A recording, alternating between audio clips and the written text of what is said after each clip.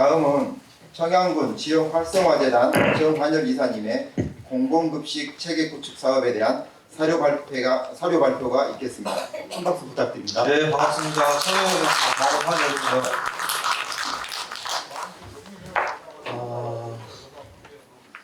청양은 인구가 3만 명이고요. 조금 나쁘게 표현하면 오다 보니까 영광은 지금 한 5만 정도 되는 것 같더라고요. 맞나요? 5만 넘나요? 죄송합니다. 예, 민감하시군요. 저희도 민감합니다. 저희도 3만 명 밑이라 그러면 굉장히 민감한 지금 상황이고요. 근데 이제 그대로 있으면 어떻게 될까? 과연 청양군이 아무것도 안 하고 지금 그대로를 그냥 해왔던 것들을 계속 해 나갈 경우에 향후에 청양군은 어떻게 될까? 사실은 이 고민은 저희뿐만 아니고 영광군도 뭐 같은 비슷한 고민들을 하고 있지 않나 그런 생각이 듭니다.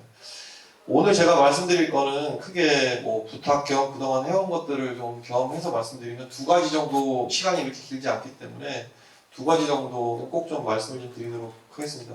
첫 번째는 푸드플랜을 해봤더니 굉장히 좋은 정책으로 그동안 로컬푸드 2012년부터 지금까지 오면서 거듭해서 발전해 나가면서 정책적으로 굉장히 완성도 높게 각 지자체에서 자리매김하고 있다라는 측면에서 봤을 때 정책을 어느 정도 좀 안정적으로 중장기 발전 계획들, 정책 과제가 좀 명확했으면 좋겠다. 영광군에도 마찬가지로.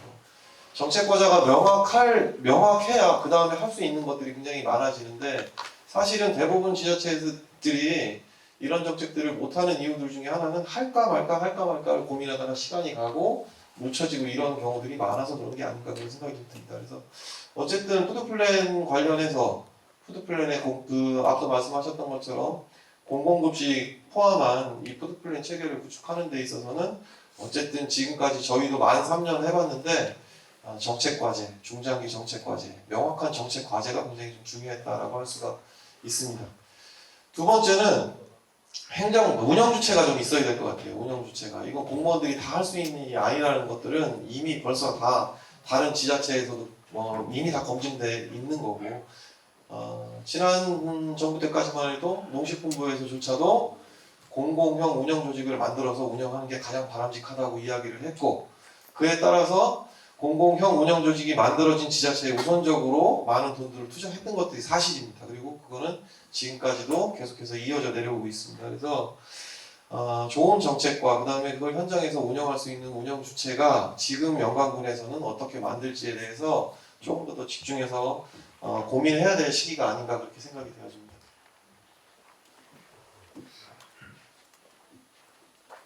그 2017년도에 제가 미국에를 갔다 왔는데 여기가 이제 우리나라보다 먼저 시작했던 시애틀이라는 곳이고 푸드플랜을 먼저 시작했던 곳이죠. 푸드플랜은 여러분들 그냥 여태까지 로컬푸드처럼 생각하시면은 지금은 이미 벌써 지난 얘기가 될 건데 푸드플랜은 농업의 문제가 아닙니다.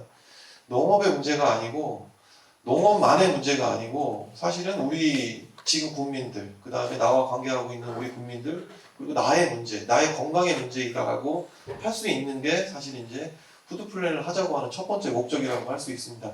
여기도 마찬가지였고요. 여기는 이제 푸드플랜을 어떤 식으로 접근을 했냐면 촌동네 애기들이 자꾸 아픈 거예요. 비만, 당뇨, 화병증 이렇게 해서 애기들이 자꾸 아프다 보니까 사회적인 비용이 더 많이 들어가고 건강하지 못한 사회들 그 다음에 지역사회가 계속해서 붕괴되고 이런 수순을 밟고 가더라라는 거죠. 그래서 이거를 그러면 어떻게 해결을 해야 되겠냐 라고 봤을 때 첫 번째가 가족 소농을 어떻게 부활시킬 거냐에 대한 문제가 있었고 직접적으로는 아이들의 건강 문제를 아이들이 건강하게 하기 위해서는 우리가 어떤 역할을 해야 되는 거냐라고 봤을 때 여러 가지 프로그램들이 있었지만 핵심적으로는 지역에 있는 농산물, 가장 가까운 데 있는 농산물을 아이들한테 자꾸 먹여야 우리 아이들이 건강해진다 라는 결론들을 내와서 푸드플랜이 시작이 됐다라고 할 수가 있습니다. 여기 가서 굉장히 안타까웠던 것 중에 하나는 여러 가지 과제들을 얻어냈습니다. 여기 시애틀에서.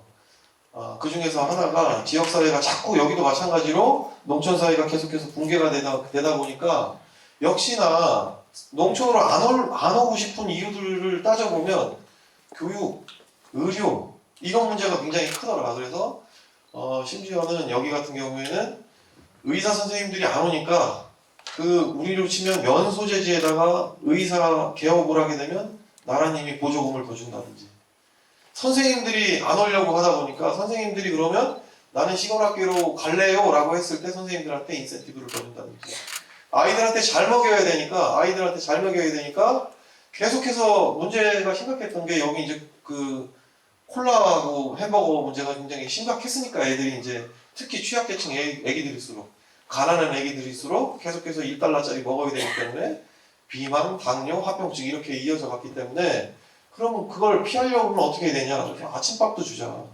무상으로 아침밥도 주자. 아침밥을 어떻게 주냐? 지역에 생산된 것들을 가지고 만들어서 아침밥도 주자. 이런 여러 가지 정책들을 실현해 나가려고 하고 있었다고 합니다. 가장 큰 문제가 됐던 게 뭐냐면, 가까운 데 있는 거를 잘 먹이면 우리 애기들이 건강해진다는 답은 얻었는데, 실제로 그 사이에 농민들이 다 사라져버린 거예요. 농민들이 가까운 데 있는 거를 생산해야 그 다음에 우리 애기들한테도 먹일 수가 있고, 뭐 딴 데 갖다 팔 수도 있고, 뭐 장터리도 할 수 있고 한데, 그 사이에 우리가 연구하고 있는 사이에 농촌사회가 붕괴가 돼서 농민이 없더라. 그래서 여기에 위에 나와 있는 사진이 그런 겁니다. 그래서 여기는 농민을 키우는 작업을 다시 하고 있는 거예요. 농민을.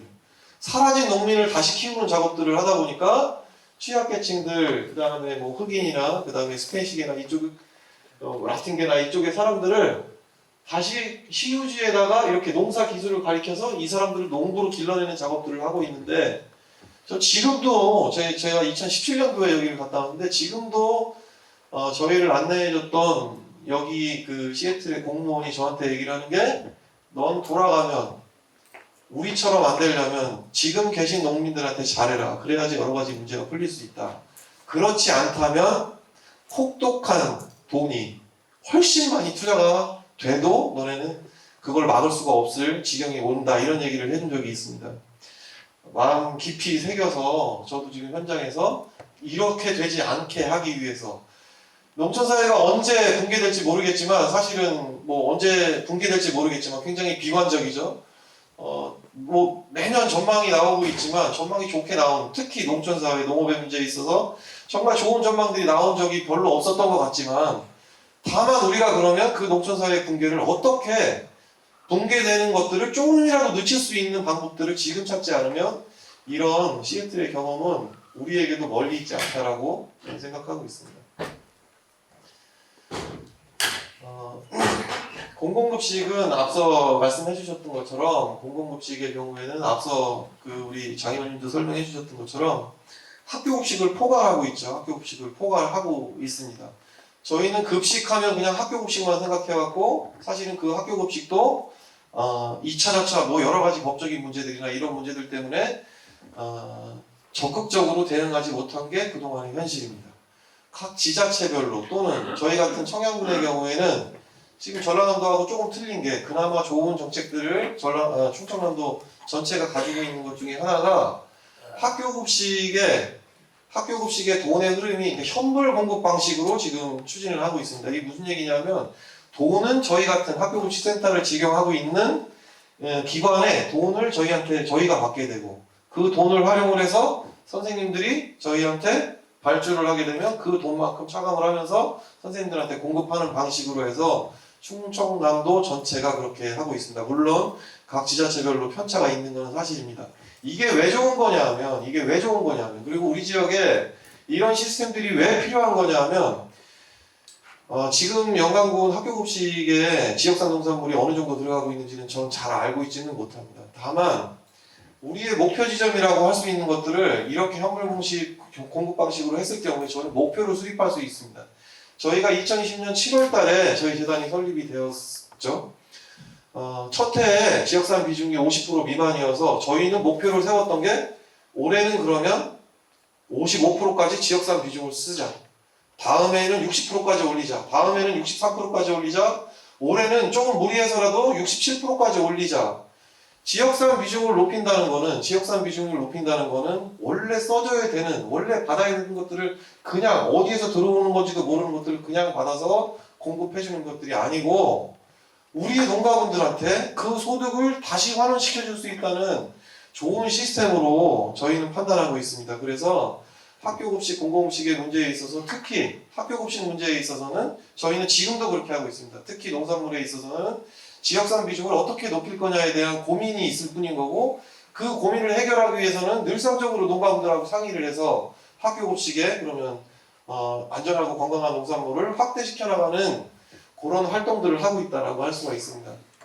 학교급식 이외에 저희가 여러 가지 활동들을 하고 있습니다. 로컬 푸드에서 푸드 플랜 정책으로 전환이 되면서 저는 가장 잘된 좋은 점이라고도 생각을 하고 그 다음에 앞으로도 더 확대됐으면 좋겠다라고 생각하는 지점이 로컬 푸드 정책을 수행했을 때는 대부분 다 로컬 푸드 그러면 어떻게 생각을 하고 계시냐면 그냥 로컬 푸드 이퀄 로컬 푸드 직매장 매장을 하나 차려놓고 농가들이 그냥 왔다 갔다 하면서 이렇게 하면 되겠지 라는 게 사실은 로컬 푸드가 가지고 있는 본연의 의미는 아닙니다.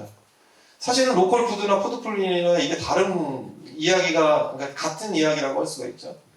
근데 우리가 그냥 알고 있는 게 로컬 푸드이기 때문에 어쨌든 그런 이유로 인해서 2018년도부터 중앙정부도 푸드 플랜이라는 이름으로 해서 정책 전환을 해서 가지고 왔는데 농식품부에서도 저는 그 정책 방향이 맞다고 지금도 생각을 하고 있는데 농식품부에서도 로컬 푸드에서 푸드 플랜을 전환하면서 제일 먼저 사업을 진행을 했던 게 공공급식 영역입니다.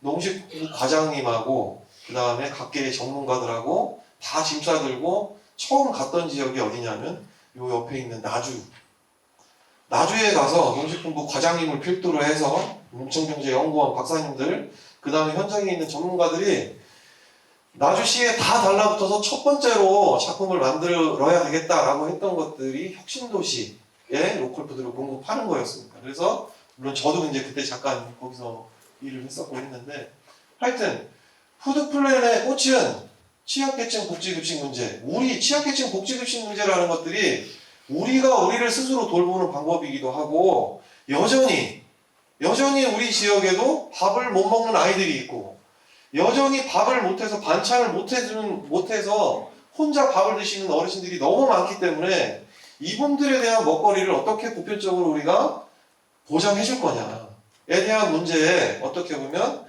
푸드플랜은 더 많은 의미들을 담고 있다고 할 수 있습니다. 2020년도 청양고는 2018년도에 연구 용역을 수립을 했고 2019년도부터 2019년도에 재단 운영 주체가 있어야 되기 때문에 운영 주체를 어떻게 만들지에 대한 연구 용역과 그 다음에 그 지역사회에 대해서 여러 가지 토론 과정을 거쳐서 2020년 7월 1일 날 저희 그 청양고 지역 활성화 재단이 설립이 됐고 본격적으로 사업을 했던 거는 그 전 단계는 어쨌든 다 준비했던 단계들이고 본격적으로 사업을 했던 거는 그래서 2020년 7월 저희에게 재단법인이 생기고 난 다음부터라고 할 수 있습니다. 제일 먼저 했던 사업이 경로당 급식 사업이었고요. 경로당 급식 사업은 2020년도 하반기 때 저희가 굉장히 어려운 시기였죠. 왜 그랬냐면 2020년 7월에 저희 재단법인이 설립이 됐고 8월 달에 직매장을 개장을 했고 2학기가 시작이 되면서 학교급식을 같이 시작을 했습니다. 그러다 보니까 이게 직원들도 손발이 안 맞는 그런 상황이었는데도 불구하고 뭔가 우리가 첫 해부터 의미 있는 일을 하지 않으면 안 된다 싶어서 많은 거를 할 수는 없지만 경로당 급식에 20개소에다가 20개소를 대상으로 해서 시범 사업을 거쳤습니다. 처음에는 굉장히 좀 어려운 사업이었는데 뭐 지금은 굉장히 많이 좀 올라온 그런 사업이 좀 됐고요. 어쨌든 20개, 그 다음에 그 다음 해에 62개소, 그 다음에 작년부터 올해까지 해서는 70개소로 확대를 해서 나아가고 있습니다. 더 해달라고 하는 데들이 굉장히 많이 있어요. 더 해달라고 하는 경로당들이 굉장히 많이 있지만 지금 여건상 지금 저희도 이제 차량이라든지 그 다음에 뭐 직원의 문제들 이런 문제들이 있어서 물류 배송 문제가 있어서 좀 확대를 못하고 있는 상황이기는 한데 이렇게 이제 좋은 소문이 나니까 경로복지팀이죠. 네, 통합돌봄과 경로복지팀에서 성과가 굉장히 좋으니까 많이 늘릴 수는 없으니까 더 쓰라고 돈을 올려주고 예산을 더 올려주더라고요. 그래서 올해는 훨씬 더 좋은 질의 더 많은 양으로 해서 경로동에 급식을 하고 있습니다. 지역아동센터는 저희 지역에는 3군데밖에 없습니다. 지역아동센터를 모르시는 분들도 굉장히 많이 있으실 것 같은데, 지역아동센터는 대부분 30명 정도 기준으로 해서 방과 후에 갈 곳이 별로 없는 애들, 학원이나 이런 데 못 다니는 애들, 이런 친구들을 30명 정도를 모아놓고 돌봄도 해주고 밥도 먹여주고 이런 프로그램이 이제 지역아동센터입니다. 그래서 대부분 종교시설에서 하는 경우들이 많죠. 목사님, 사모님이 센터장으로 운영을 한다든가. 제일 고민 중에 하나가 뭐냐면 물건을 사러 가야 돼요. 여기는 센터장입니다. 그러다 보니까 저희하고 만나서 저희가 여기 3군데는 2021년도부터 해서 지금까지 계속해서 공급을 하고 있는 상황입니다. 작년에 외식업체가 작년이죠. 작년에 외식산업진흥법이 생겼고, 외식산업진흥법에 따라서 농식품부에서 공모사업을 추진을 했죠.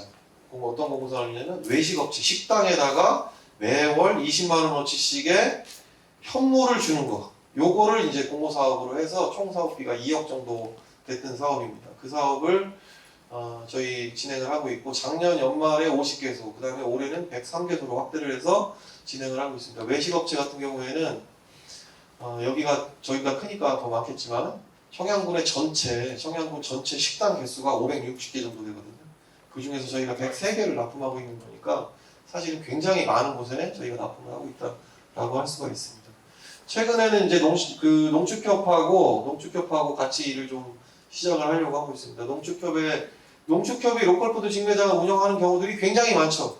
전국에서 작년 말 기준으로 해서 한 800개 정도가 있다는데, 그 중에서 제일 많이 포지션을 차지를 하고 있는 게 농협에서 운영하고 있는 하나로마트 쇼핑숍으로 운영되는 건데, 저희도 이제 그렇게 해서 운영을 막 하려고 하고 있는데, 저희는 조금 제동을 걸었던 게, 농축협에서 저희 좀 결론을 그냥 말씀드리면, 일단 5가지 품목을 정하자. 그래서 뭐 쌍추, 대파, 표고 뭐 이런 5가지 품목을 정하고, 대신에 이 5가지 품목은 외지에서 절대 받지 말자. 그래서 지금 8월 달부터 공급을 하려고 하고 있습니다. 그런 방법으로 해서 진행시키려고 하고 있고요. 철도공사 화학연구원 여기 나주시가 혁신도시 했던 것처럼 똑같은 방법으로 해서 이거는 거의 그 공이 거의 농식품부에 다 있었다고 할 수가 있죠. 농식품부에서 대전권에 있는 각 공공기관 33개인가 뭐 이렇게 있는데 33개 공문 다 보내고 농식품부 직원들이 찾아다니면서 다 영업을 띄워서 그 중에서 7개가 선정이 됐고 7개가 하겠다고 했고, 그 중에서 2개 기관을 청양군에서 매일 아침마다 공급을 하고 있다라고 할 수가 있습니다.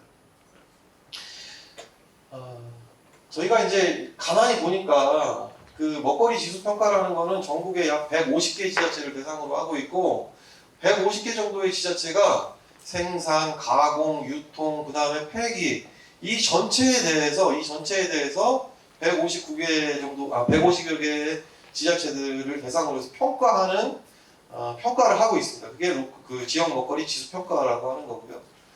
굉장히 까다롭게 되어 있습니다. 굉장히 그 지표 자체가 굉장히 좀 까다롭게 되어 있고, 그동안 봐왔던 지표들이랑 좀 많이 틀리다고 할 수가 있습니다.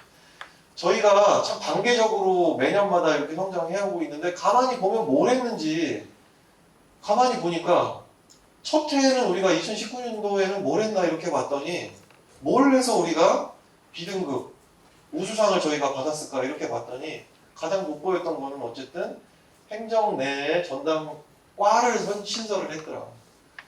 행정 내에서 책임지고 이 일을 중장기적으로, 제가 오늘 처음 말씀드렸던 정책과제가 명확해야지 어떤 일은 다 마찬가지라고 할 수가 있는데, 이것도 마찬가지로 정책과제가 명확해야지 장기적으로 일을 할 수가 있는데, 정책과제 이게 해야 되는지 안 해야 되는지 이렇게 된다 그러면 행정에서의 추진력이 없다고 할 수가 있죠. 그래서 저희 같은 경우에는 보면 어쨌든 행정 내 전담과로 설치를 했던 게, 저희가 그 당시에 별로 했던 게 별로 없거든요. 그렇게 봤을 때는 행정 내에 전담과를 설치를 하고 종합계획을 수립했다라는 거를 가지고 굉장히 높이 샀다라고 할 수가 있고, 그 이듬해 2020년도에는 이거를 운영할 수 있는 공공형 운영 조직을 만들었다라는 것 때문에 저희가 좋은 평가를 받았고, 작년에 2021년도 사업분을 이제 작년에 2022년도에 상을 수상하게 되는데, 뭘 했나 이렇게 봤더니 아까부터 20년도부터 차근차근 쌓아온 취약계층 복지급식 문제를 하나라도 어떻게 풀어나갈 것인가에 대한 고민들이 타 지자체보다 높았다 라고 해서 저희가 큰 평가를 받았다고 할 수 있습니다.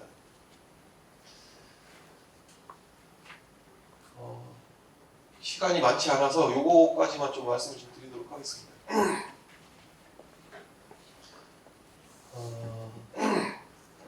운영주체 문제이고요. 운영주체 문제인데 과연 저희 같은 저희는 그 법적인 용어로 보면 청양군의 출자 출연 기관입니다. 출자 출연 기관. 쉽게 얘기를 하면 어떤 얘기냐면 군에서 매년 우리 직원들이 저를 포함한 우리 직원들이 하는 모든 활동에 대한 사업비, 인건비, 운영비를 군에서 매년 예산을 세워서 저희를 운영하고 있다라고 할 수가 있습니다. 물론 작으면 작고 크면 크다고 할 수 있는 돈들이 매년 투자가 되고 있는 거죠.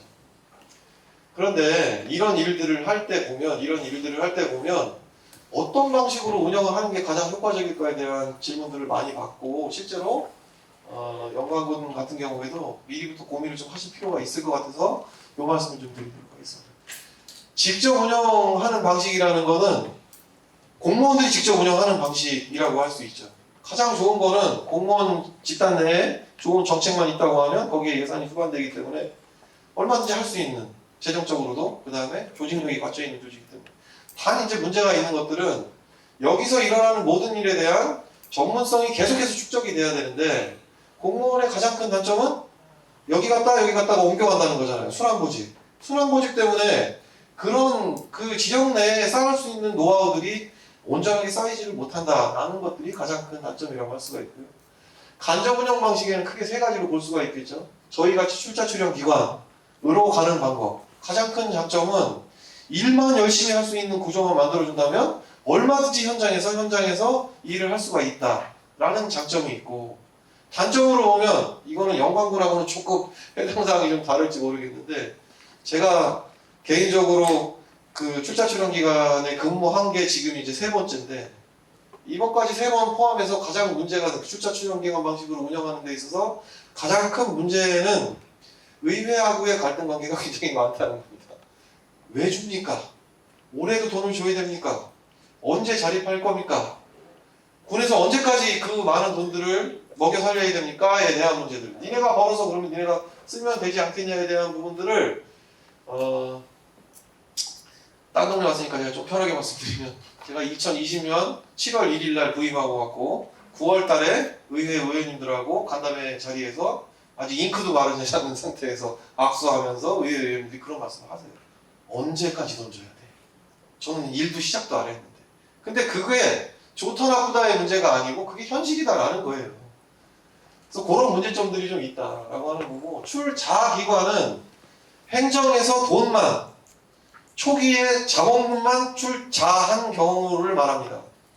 대표적인 데가 이 옆 동네에 있는 순천시라고 할 수가 있죠. 그래서 법적으로 보면 49%까지 출자를 할 수가 있고 51%는 민간에서 51%를 출자하게 되면 행정에서 49%만큼의 돈을 낼 수 있다 이렇게 되어 있습니다. 그래서 그 정도 비용 빼서 할 수 있는 방법들도 있다. 근데 이게 이제 세종로컬푸드 주식회사나 그다음에 그 순천로컬푸드나 이런 곳에서 지금 하고 있는데 여러 가지 뭐 장단점들이 있죠. 저는 개인적으로는 이 방법을 굉장히 선호하는데 이게 이제 어려운 게 뭐냐면 51%의 지분을 낸 사람에 대한 이해관계가 굉장히 복잡하다는 거예요. 여기 옆 동네 순천의 경우에는 심지어는 소비자들도 출자를 했고 농민들도 출자를 했고 농축적도 출자를 했고 기관들도 출자를 했고 이렇게 출자를 하다 보니까 주주총회나 이런 거 할 때 굉장히 복잡한 거예요. 굉장히 이 당사자가 굉장히 많다 보니까 그래서 오히려 초기에 어떤 일을 막 치고 나가야 될 때 초기에 빨리 이 일을 자리를 잡아야 되는 시점에서는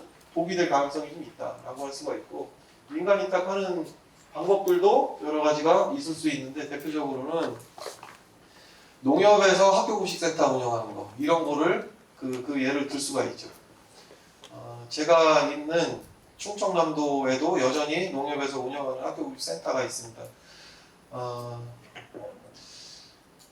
민간의 욕하는 건 아니고요. 민간의 영역이라는 거는 민간에서 뭔가를 한다는 거는 수익을 창출하는 게 일본의 목적일 수밖에 없는 거예요. 그분들한테 당신들은 공공의 영역에 있으면 공공의 일을 하고 있습니다라고 백날 얘기를 해도 소용이 없다는 거예요. 그분들은 돈을 벌어야 되는 분들이니까 그런 거잖아요. 그래서 공공성에 대한 부분들이 담보되지 못하는 경우들이 민간이 탁할 경우에는 많다라고 할 수가 있습니다. 나머지 얘기는 이따가 이제 토론 자리에서 말씀 좀 드리고, 저희가 만 3년 동안 해보니까 저희는 그 농촌 공동체 과학, 그 다음에 저희 지역 활성화 재단이 둘이 이렇게 정책, 행정은 정책이잖아요. 정책과 행정의 가장 큰 장점이라는 게 정책과 그에 따른 예산과 그 다음에 옆에 있는 타팀과의 통합적인 지원 체계를 행정에서 가져주고, 저희 같은 조직이 중간 지원 조직으로서 실행력을 높이니까 이 모든 수혜가 주민들한테 또는 농민들한테 돌아가더라. 그거에 굉장히 큰 자부심을 느끼고 있습니다. 예, 고맙습니다.